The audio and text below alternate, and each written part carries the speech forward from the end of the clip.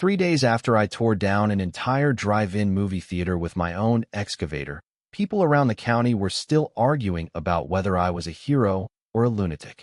Some folks said I should have shown mercy. Others said I should have flattened it sooner. Me, I just stood at the edge of my field one evening watching the wind move through young corn shoots and thinking about how strange life can get when somebody decides your property line is just a suggestion. My name is Caleb Mercer, and until all this happened, I lived a pretty quiet life in western Nebraska. I wasn't a businessman, wasn't a politician, wasn't one of those guys constantly looking for a fight. I grew seed corn. That's it. For most people driving past my farm, it looked like any other stretch of farmland. Long rows of green, old windbreak trees, a red machine shed that had seen better decades, and a gravel driveway that seemed to collect every ounce of dust in the county. But what most people didn't understand was that my fields weren't ordinary cornfields. Every acre was under contract. Every row had a purpose. Every season represented years of genetic planning, testing, isolation, and paperwork that could make a grown man cry. One contaminated field could wipe out years of work. One careless mistake could cost more money than most people imagined. My grandfather used to tell me, "Land remembers everything." Back then I thought it was just old farmer wisdom. Later I learned he was right. The western edge of my property followed an old township road that had been there since the 19th century. Everybody knew it. The survey records knew it. The county knew it. The neighboring farmers knew it. It wasn't controversial. It wasn't complicated. It was one of those facts people accepted the same way they accepted that winter would eventually arrive. Then one spring morning, a moving truck rolled into the old Dawson place next door. The Dawson farm had sat empty for years after the family sold out. The new owner showed up a few days later. His name was Trevor Sinclair. He was probably in his 40s, always smiling, always dressed better than anyone had a reason to dress in a farming community. The first time I met him, he climbed out of a shiny black pickup wearing sunglasses that probably cost more than my first tractor payment. To his credit, he was friendly. He walked over while I was greasing equipment and stuck out his hand. "Neighbor," he said, "looks like we're going to be seeing a lot of each other." I shook his hand. "Depends how often you cross the road." He laughed. I wasn't joking. We talked for 20 minutes.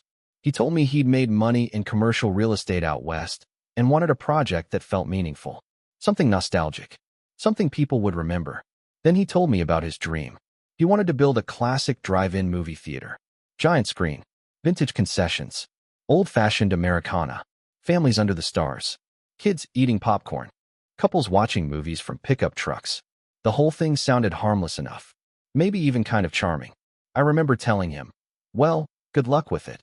Then I pointed toward the township road and added, "Just make sure your contractors know that's the property line. Everything east of that road belongs to Maine." He nodded immediately. "Absolutely. We'll verify everything before construction starts." That should have been the end of the conversation. Looking back now, that's the part that still irritates me. He wasn't confused. He wasn't misled. He heard me clearly. We both stood there looking directly at the boundary when we talked about it. A few weeks later, I left for Indianapolis to attend a seed industry conference. Nothing unusual. I'd gone almost every year for over a decade. The trip was supposed to last a little over 3 months because I had meetings, training sessions, and contract negotiations scheduled afterward. Before leaving, I walked several research plots with my farm manager, Ethan. Everything looked promising. The season was shaping up nicely. We had some new hybrid lines that might become major contracts if the data came back strong. I remember feeling optimistic when I boarded the plane. That's probably why what happened next hit me so hard. 13 weeks later, I drove back into the county. It was late afternoon. The sun hung low over the fields, throwing long shadows across the road. I turned onto my usual route toward the farm and started checking crop conditions as I drove. Then I rounded a bend near the western edge of my property and nearly slammed on the brakes. At first, my brain couldn't process what I was seeing. There was something massive rising above the corn, something that absolutely shouldn't have existed. I slowed down. Then I stopped completely. A giant white movie screen towered over my field like some kind of alien structure. Rows of speaker posts stretched across the ground. Fresh black asphalt cut through what should have been research plots. Buildings set where seed corn should have been growing. Parking lanes, utility poles, concession stands, light fixtures, an entire commercial drive-in theater. For several seconds, I honestly wondered if I was having some kind of heat stroke. Then reality settled in. My stomach dropped. Every inch of that construction appeared to be sitting on my property, and standing there behind the steering wheel, staring at a movie theater where my seed program used to be, I felt something I hadn't felt in a very long time. Not anger. Not yet. First came disbelief. Because deep down I still thought there had to be some explanation. Some mistake. Some misunderstanding that could be fixed with one conversation. I pulled out my phone and called Trevor. He answered on the second ring, sounding happier than a man had any right to sound. "Caleb," Trevor said before I could even speak. "You picked the perfect time to come back. Grand opening is only a couple weeks away. You should see this place at night." For a second, I just listened to him. The excitement in his voice was so genuine, it almost made me question my own eyes. Then I said, very slowly, "Trevor, why is there a movie theater sitting in my cornfield?" Silence. Not long, maybe 2 seconds, but long enough. "What do you mean?" he asked. "I mean, I'm looking at a 70-foot movie screen where my research plots used to be." Another pause. Then he chuckled. Actually chuckled. "Oh, that. Our survey team handled all that. We're good." I stared through the windshield. "No, you're not good. You're on my property." His tone changed slightly, not apologetic, just irritated. "Caleb, we've spent months building this thing. The county approved every permit. Engineers signed off. Contractors signed off. Everybody says we're fine. Everybody except the guy who owns the land under it." That conversation lasted another 10 minutes, and somehow got worse with every sentence. By the time I hung up, Trevor was convinced his consultants were right, and I was convinced he had just built a multi-million-dollar business on the wrong side of a road that had existed longer than either of our families. The next morning, I called a man named Harold Briggs.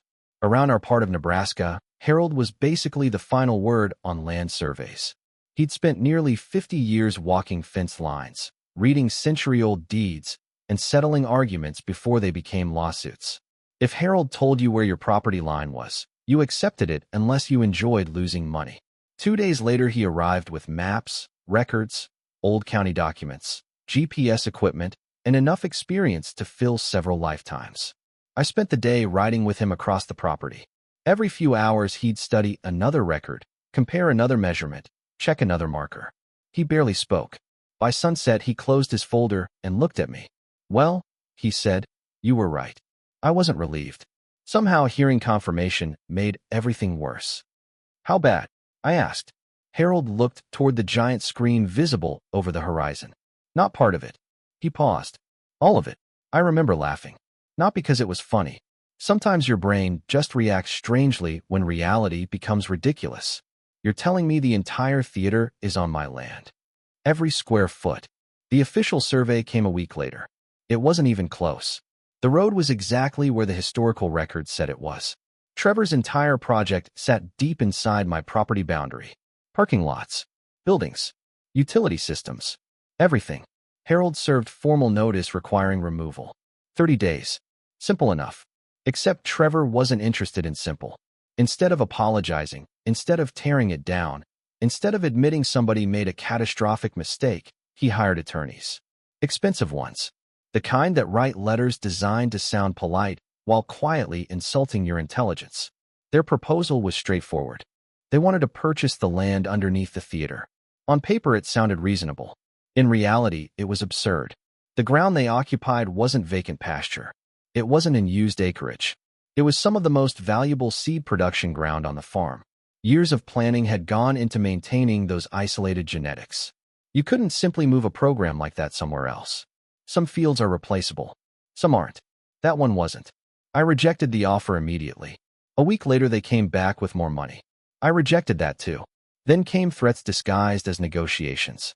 Delays. Arguments. Technical challenges. Endless attempts to make a very simple situation sound complicated. Meanwhile, Trevor kept building. New pavement appeared. Additional lighting systems went up. Advertising signs started appearing across neighboring counties. One afternoon, I drove past and saw workers installing decorative retro neon displays while attorneys were still arguing over ownership of the dirt underneath them. It was surreal. Ethan, my farm manager, watched it happen with me one evening. We sat on the tailgate of my truck overlooking the site. "He's really going through with it," Ethan said. "Looks that way." You think he believes he'll win? I watched crews pouring concrete near the concession building. I think he spent so much money he can't imagine being wrong. Sometimes that's more dangerous than actual malice. Pride has a way of turning obvious mistakes into full-scale disasters. Months passed. Legal motions moved through court. Survey reports were reviewed. Experts testified. Contractors pointed fingers. Consultants blamed mapping software. Everyone seemed to have an excuse except the people who actually owned the project. Then opening weekend arrived. I couldn't believe it when I heard the radio advertisements. Families were invited to enjoy classic movies under the stars. Vintage concessions.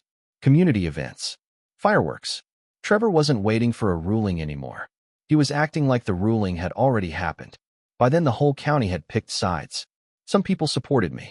Some supported him. Others just enjoyed the drama. Small towns can turn a property dispute into a spectator sport faster than most people realize. One morning I stopped for coffee and heard two strangers arguing over whether I should just sell the land and move on. Neither one recognized me standing 3 feet away. That's when I realized the situation had grown beyond a simple boundary dispute. People were projecting their own beliefs onto it. Some saw business versus agriculture. Some saw progress versus tradition. Some saw greed. Some saw stubbornness. The truth was simpler. Somebody built something on land they didn't own and refused to fix it. Eventually, the trial date arrived. The courtroom wasn't large, but it was packed. Farmers, business owners, county officials, curious residents. Even people from neighboring towns showed up. Trevor walked in wearing an expensive suit and the confidence of a man expecting good news. I remember wondering whether anyone had ever told him no before. Then Judge Rebecca Holloway entered the courtroom. Unlike most people there, she didn't seem impressed by presentations or legal theatrics. She spent hours reviewing evidence, survey records, historical plats, county maps, expert testimony, original property grants. When everything was finished, she leaned back in her chair and looked directly at both parties. The room became completely silent. You could hear pages turning in the gallery. Then she delivered the ruling. The theater sat entirely on my property. Not partially. Not accidentally crossing a corner. Entirely. The court ordered Trevor's company to remove every structure within 32 days. If they failed to comply, I would have the legal authority to remove the improvements myself and recover costs. Just like that, months of arguments ended. At least that's what I thought. Outside the courthouse, reporters gathered around Trevor. Someone asked whether he intended to comply. He smiled for the cameras. We're evaluating our options. That's corporate language for we're still not listening.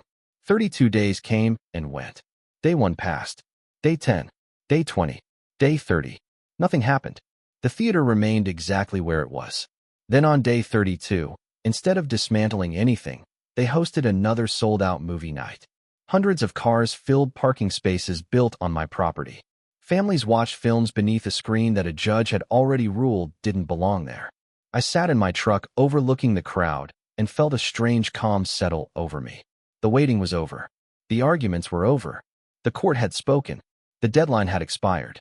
For nearly a year, I'd been asking somebody else to do the right thing. Now I didn't have to ask anymore. Early the next morning, before sunrise painted the horizon, I made a series of phone calls. By breakfast, equipment was being fueled. By noon, paperwork was organized. By evening, every legal requirement had been checked twice. And standing beside my excavator as the sun disappeared behind the fields, I realized the next few days were about to become county history.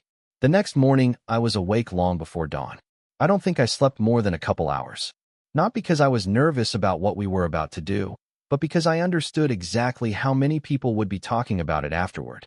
There are moments in life when you know a decision will follow you forever. This was one of them. By 6 o'clock, the sheriff's department had been notified, the court documents were in my truck, and Harold Briggs was on site to document every step.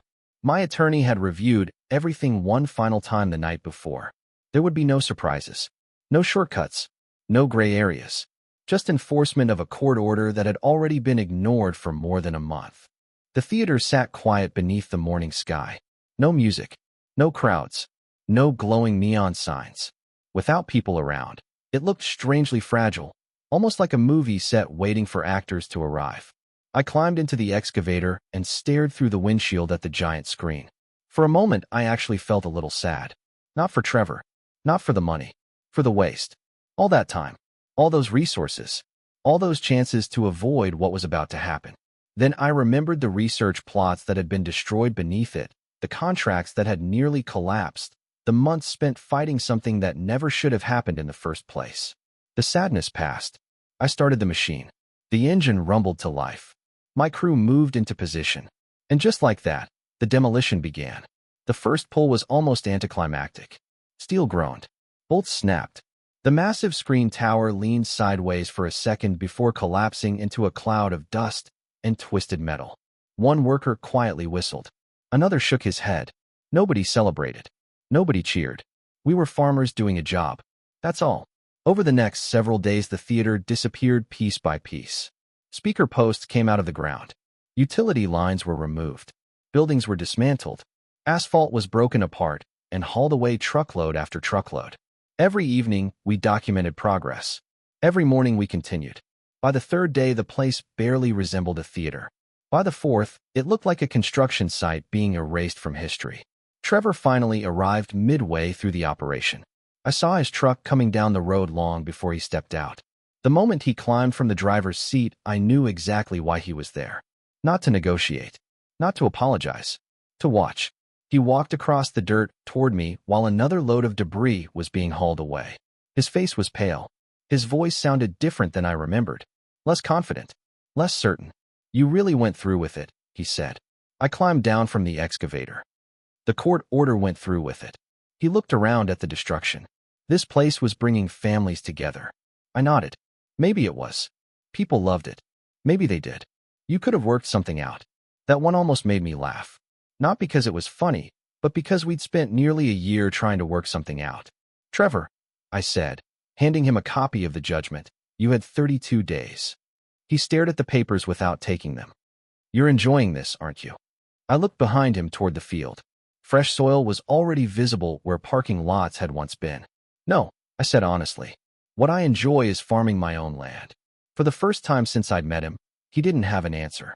He stood there silently, while another truck carried away part of what had once been his dream. Then he turned around and left. That wasn't the end, though. It rarely is. A few weeks later, Trevor's company filed another lawsuit claiming lost business revenue, future profits, damage to reputation, and a list of other complaints that seemed to grow longer every time attorneys submitted paperwork. The judge wasn't impressed.